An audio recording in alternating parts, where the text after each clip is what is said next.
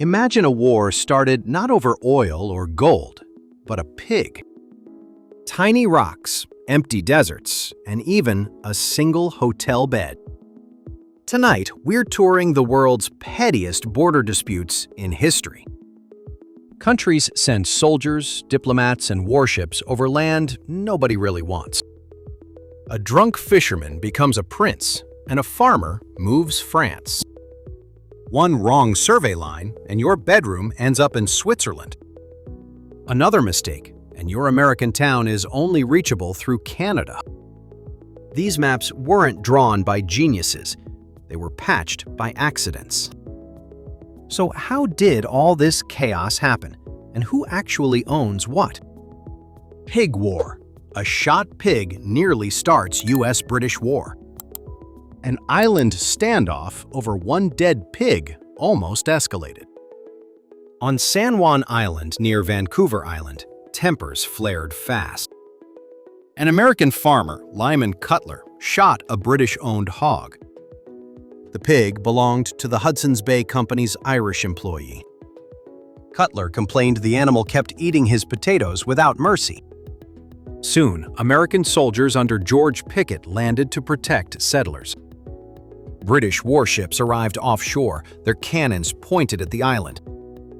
For weeks, both sides glared across camps, waiting for orders. In the end, cooler heads negotiated, and only the pig died. Whisky War. Canada and Denmark trade booze over Hans Island. For decades, Canada and Denmark fought the friendliest war imaginable.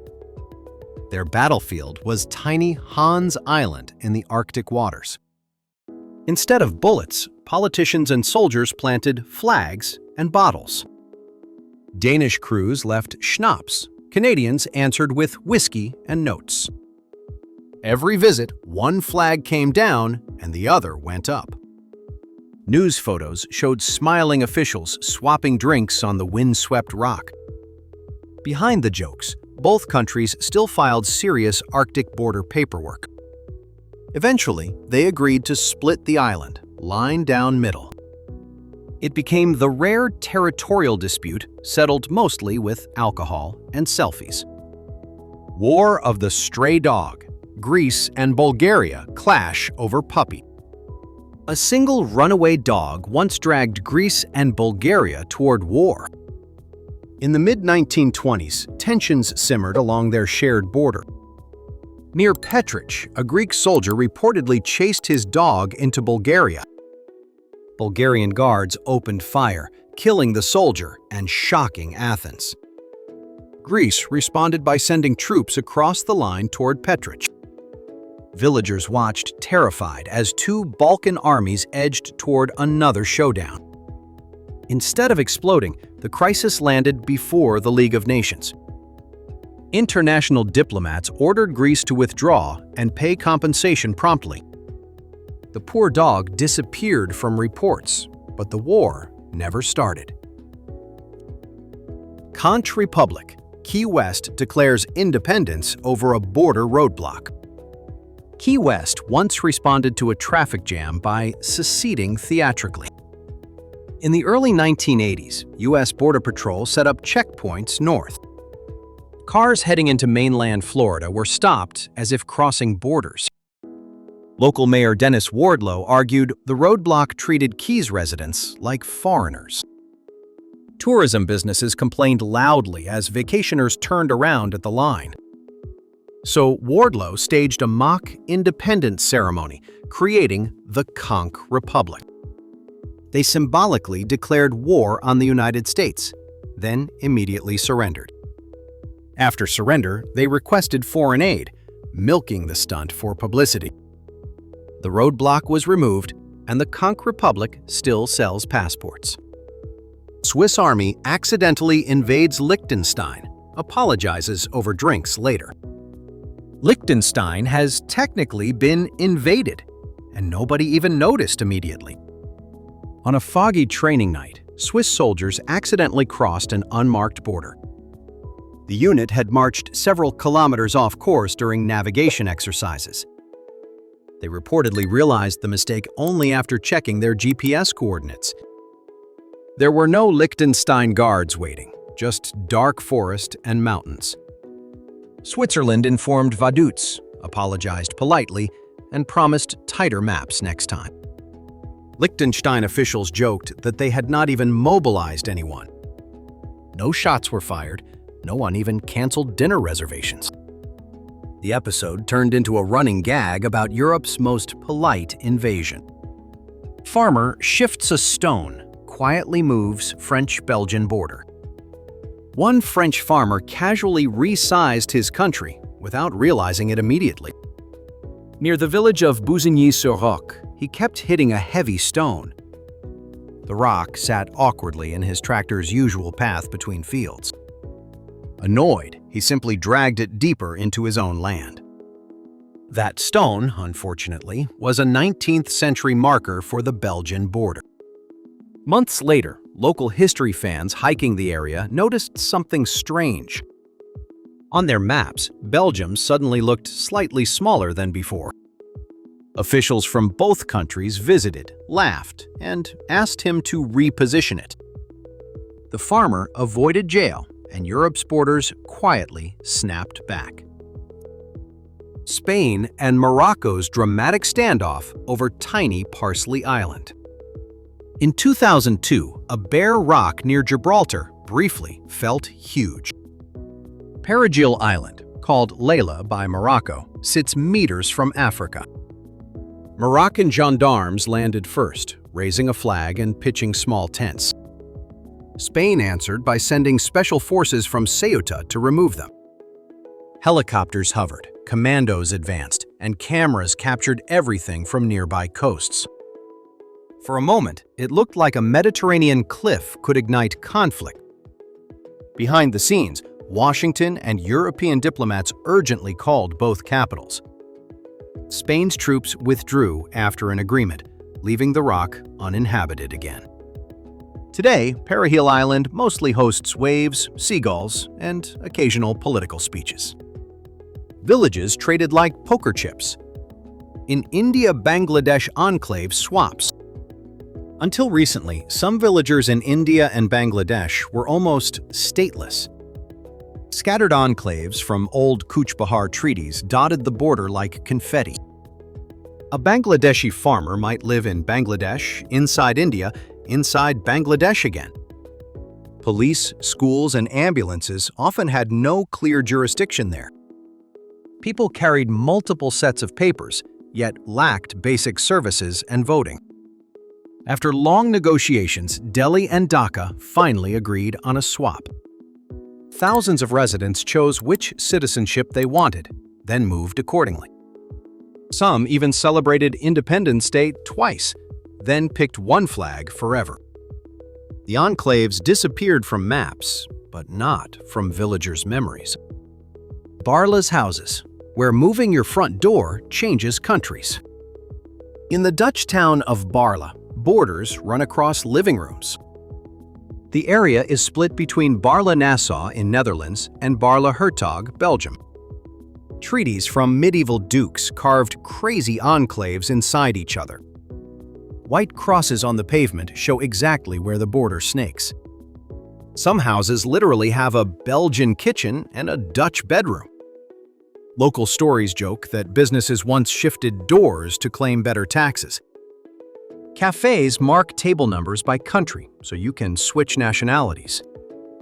Police from both sides cooperate closely because chasing suspects gets complicated. Barla turned its cartographic nightmare into a tourist map-selling dream.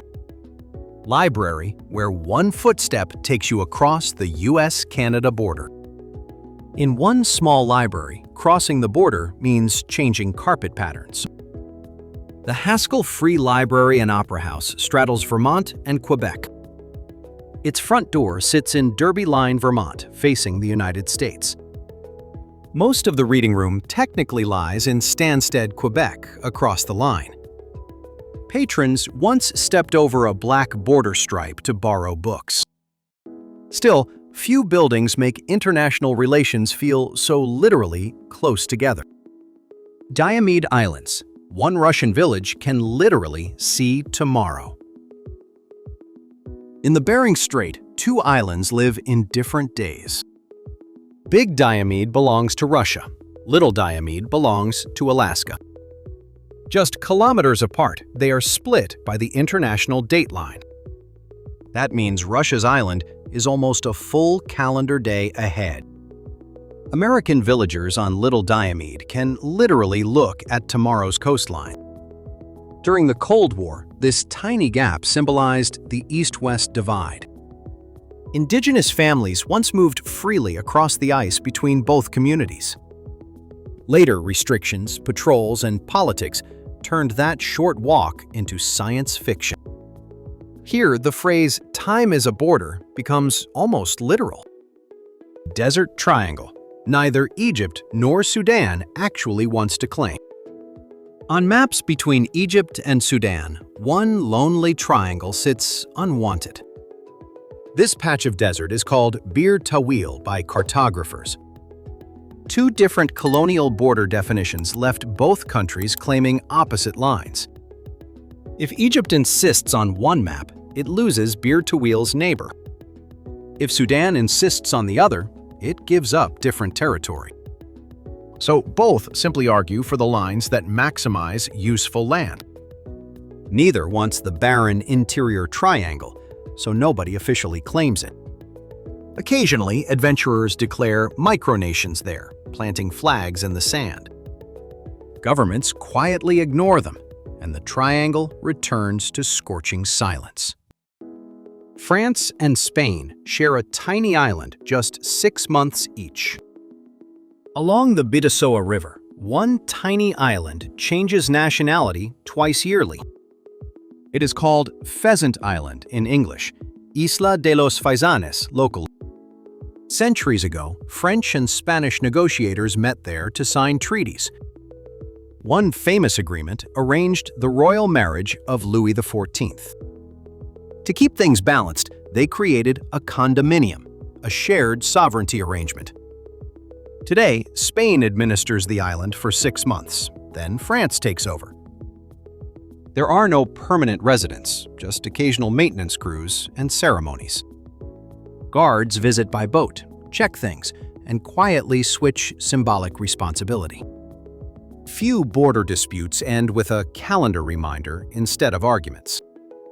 Point Roberts, American beach town you reach only through Canada. There is a piece of Washington state that feels oddly detached. Point Roberts hangs below Vancouver, cut off by the 49th parallel line. When the United States and Britain fixed that latitude, they ignored peninsulas. As a result, this small seaside community became reachable only through Canada. Residents drive north into British Columbia before re-entering the United States again.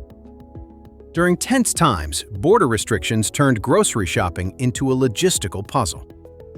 Kids in Point Roberts sometimes attend school partly across an international boundary.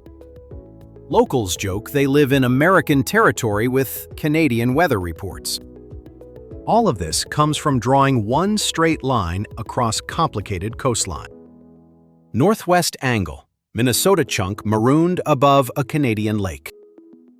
Another cartographic surprise left Minnesota with a strange bump into Canada.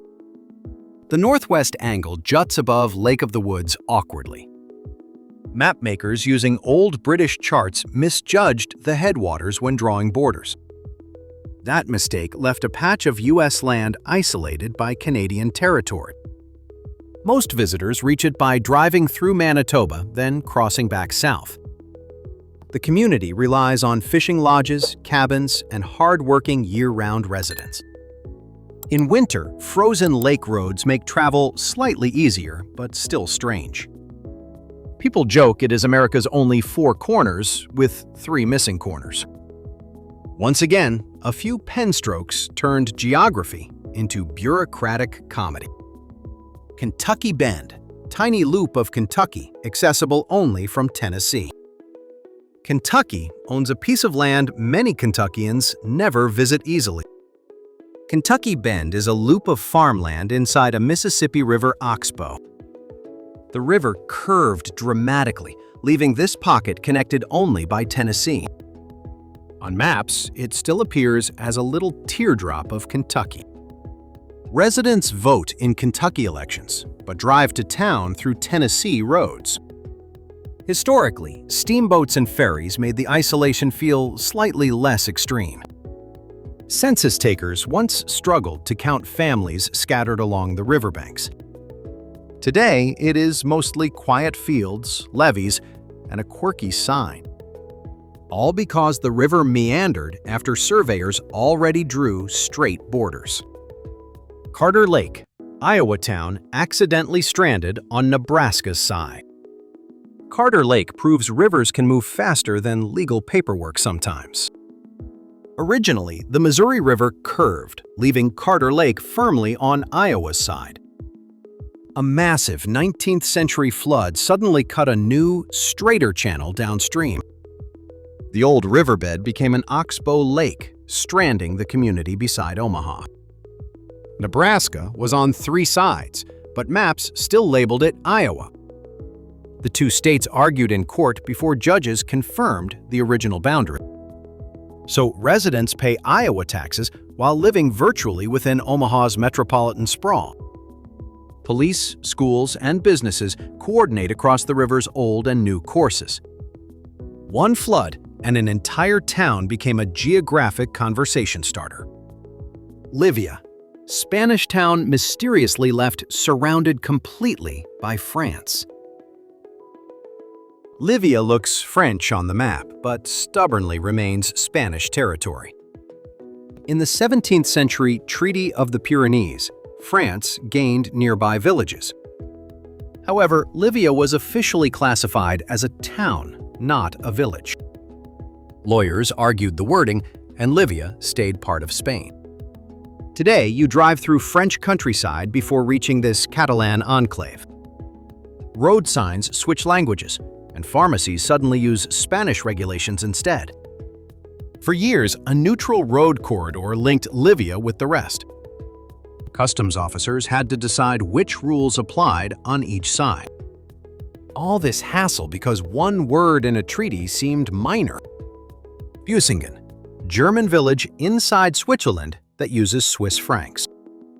Busingen am Hochhain feels German on paper, but Swiss in everyday life. This village sits completely surrounded by Swiss territory along the Rhine. Historically, complicated feudal deals left it tied to Germany after Confederation. For residents, that meant crossing customs lines whenever they visited neighboring towns. Eventually, Busingen joined the Swiss customs area while remaining politically German. People use Swiss francs, watch Swiss television, and rely on Swiss Post. However, they vote in German elections and follow German federal law. Football clubs there even compete in the Swiss League system for convenience. One village, 2 systems, all because of long-ago diplomatic bargaining. Campione d'Italia, Italian casino enclave surrounded completely by Switzerland. Campione d'Italia looks like Switzerland, until you notice the Italian flags. This lakeside town on Lake Lugano belongs to Italy, not Switzerland. Historically, it stayed with Milan, while surrounding areas joined Swiss cantons. For decades, its huge casino attracted gamblers from across the region. Residents used Swiss francs, Swiss phone numbers, and Swiss car plates daily. Meanwhile, legal paperwork and passports said they were fully Italian citizens. Crossing into mainland Italy meant driving around the lake through Swiss territory.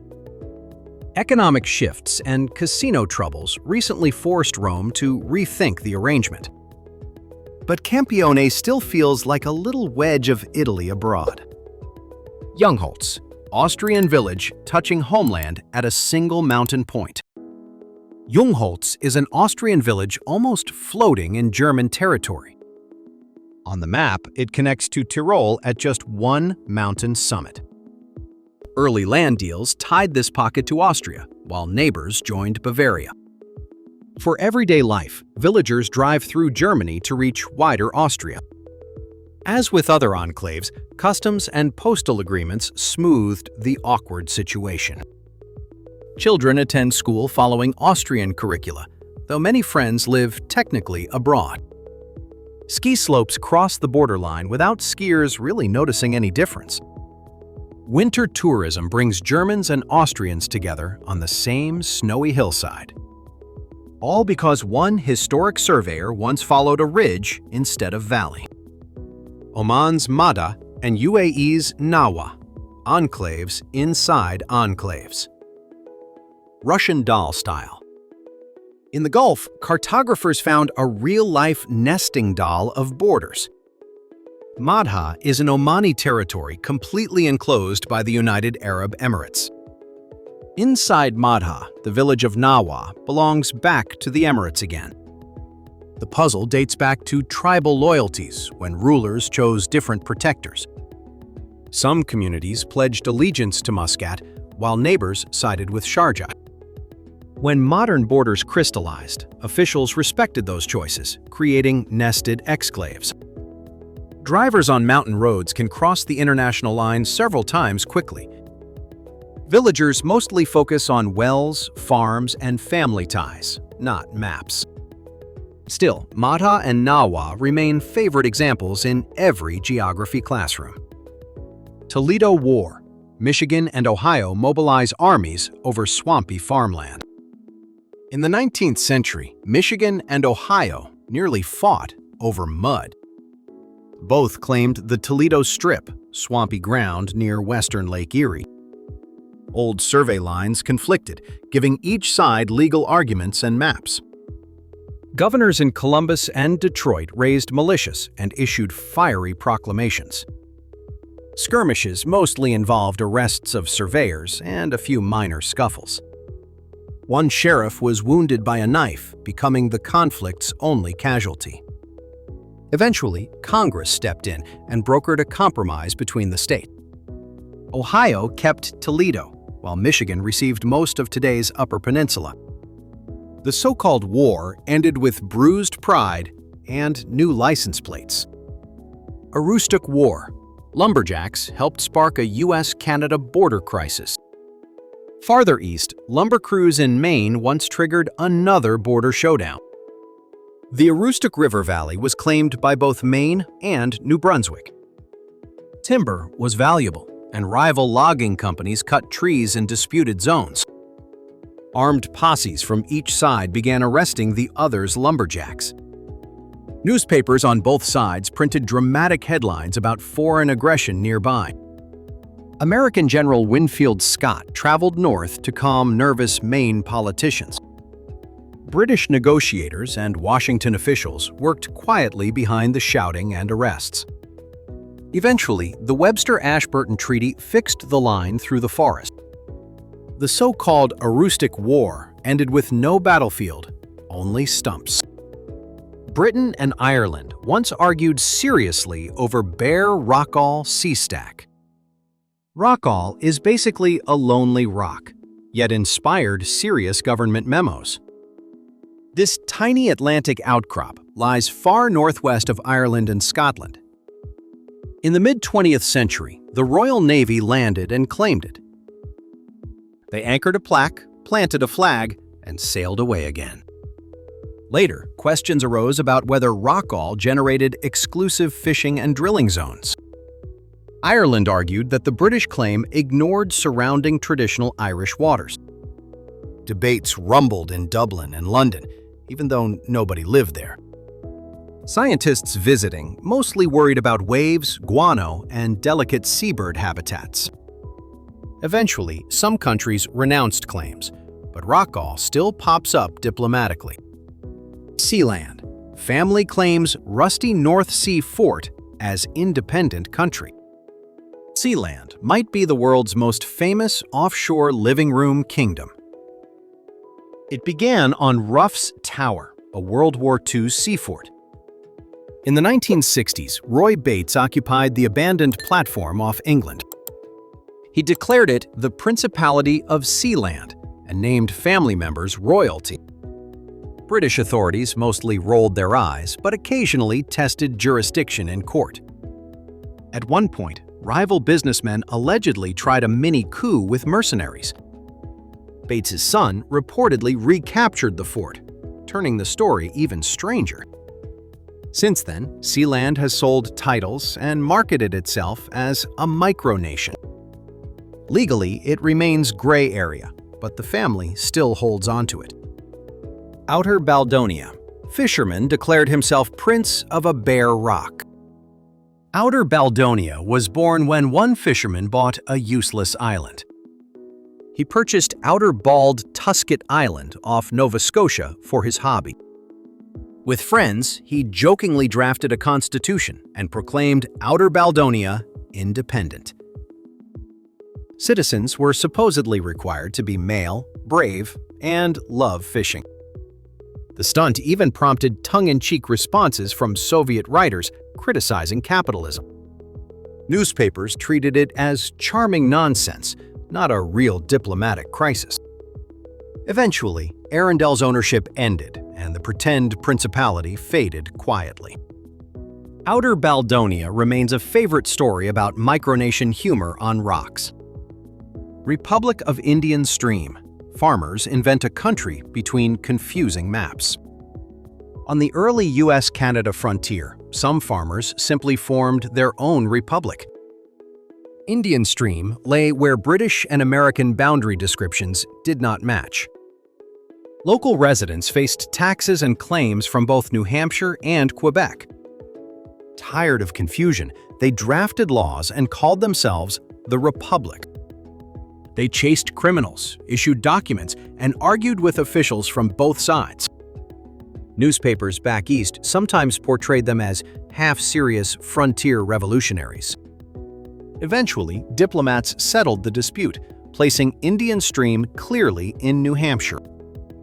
The short-lived republic dissolved, and residents returned to ordinary American citizenship. For a few years, though, they really did run their own country. Belgium's Venbaan Railway accidentally trapped tiny German fields as exclaves. The Venbaan Railway turned a practical track into a geographic headache. After World War I, Belgium received the line running through German territory. Diplomats decided the track and its immediate surroundings would become Belgian soil. However, nearby fields and farms remained legally part of Germany instead. That left several tiny German exclaves cut off by Belgian-controlled railway strips. Residents sometimes cross borders several times just walking to the next village. Over time, railway use declined, but the odd borders remained on maps. Today, cyclists follow the Venbaan Trail, rarely realizing its diplomatic past. Four Corners Monument. Lawsuits argue whether the famous marker is misplaced. Tourists love Four Corners, but lawyers once scrutinized its exact spot. The monument marks where Arizona, New Mexico, Utah, and Colorado supposedly meet. Early surveyors in the 19th century worked with imperfect tools and maps. Later calculations suggested the legal latitude and longitude might be slightly different. Some people argued the marker sat hundreds of feet from the point. However, courts emphasized that the original surveyed spot defined the true borders. So the monument stayed, and photos kept flowing from happy visitors. Local tribes and communities also debate jurisdiction, tourism, and entrance fees. Either way, most travelers care more about balancing on the brass disc.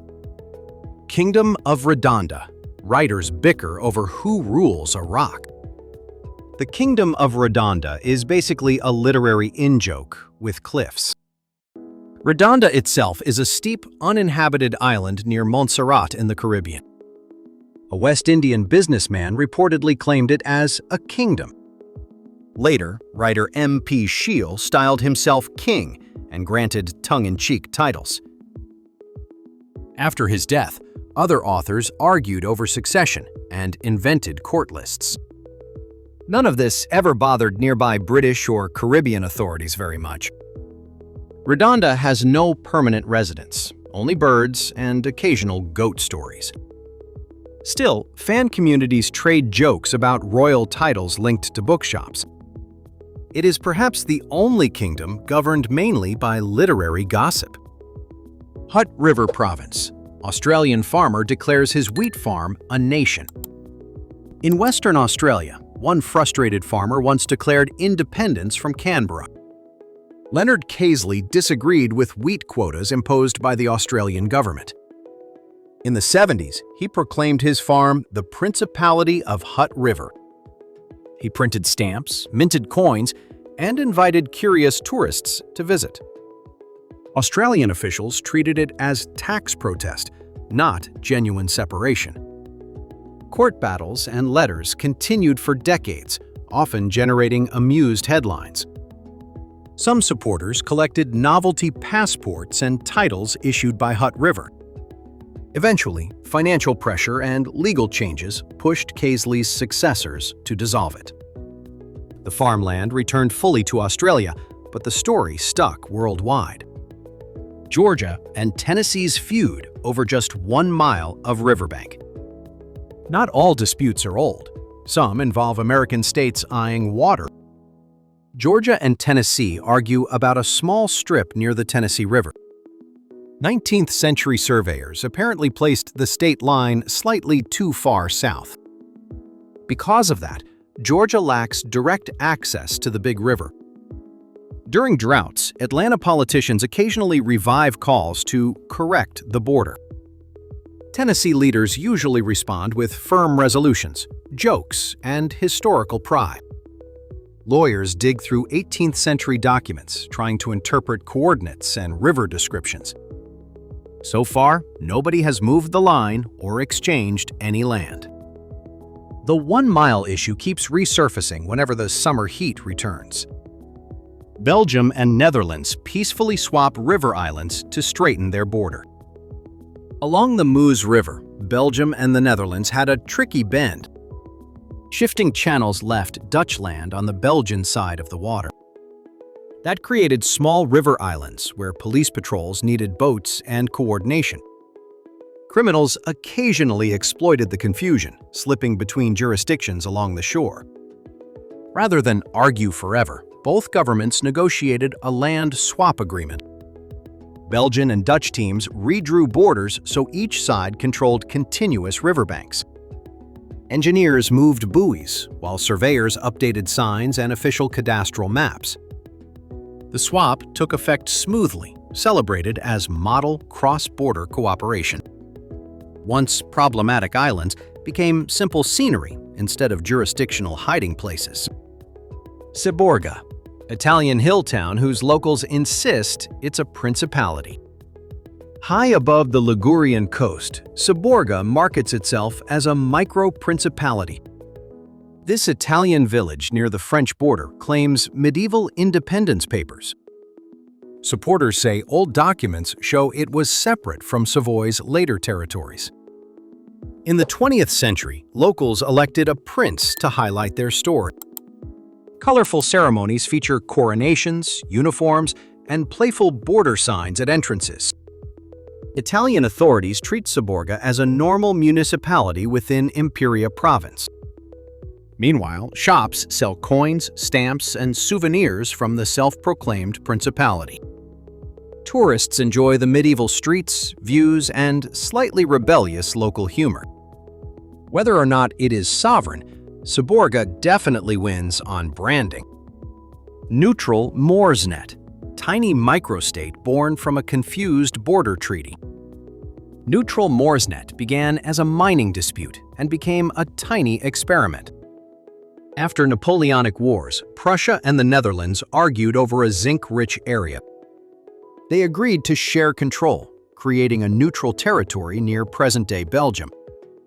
The community attracted workers, entrepreneurs, and dreamers, hoping for relaxed regulations.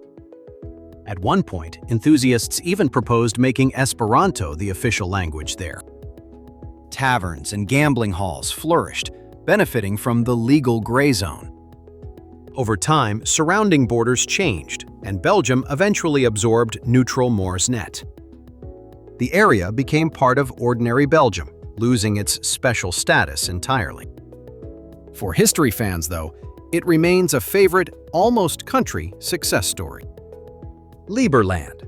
Libertarians claim a country on scrubby, disputed riverbank. In recent years, one political activist tried founding Liberland on the Danube. Czech libertarian Vít Jedlička noticed a disputed patch between Croatia and Serbia. He argued it was effectively terra nullius, land belonging to nobody. Jedlička issued a declaration, flag, and online forms for would-be citizens. Supporters promoted low taxes, personal freedom, and blockchain-friendly governance ideas. Croatian police, however, regularly remove campers who try settling on the site. Serbian officials mostly say the land is not their responsibility either. Despite headlines, no major government recognizes Liberland as a sovereign state. Still, its story shows how far some people push border loopholes. Red River Bridge War. Texas and Oklahoma face off over tolls. In the 1930s, Texas and Oklahoma bickered loudly over a bridge. A new free bridge over the Red River threatened a toll bridge. Oklahoma's governor, William Murray, ordered troopers to block Texas construction crews. Texas Governor Ross Sterling answered with rangers and lawsuits, escalating the standoff. Newspapers printed photos of armed officials guarding each end of the span. Crowds gathered, vendors sold snacks, and the conflict looked almost theatrical. Eventually, courts ruled the free bridge could open to drivers. The toll bridge company lost its monopoly and much of its income. The episode earned a grand name, yet ended without actual shooting. Franco's Swiss Hotel, where your bed lies in two different countries. In the village of La Cure, one hotel literally spans two countries. Hotel Arbez Franco-Suisse stands on the border between France and Switzerland. A 19th century treaty redrew the line straight through an existing building. Rather than demolish it, authorities let the structure keep both nationalities. Some guest rooms have beds partly in France and partly in Switzerland. The staircase, dining room, and bar all cross the invisible line. During wartime, stories say, refugees hid on whichever side seemed safer. Modern guests mostly enjoy the novelty of sleeping internationally without passports. Few places let you change countries by rolling to the other pillow.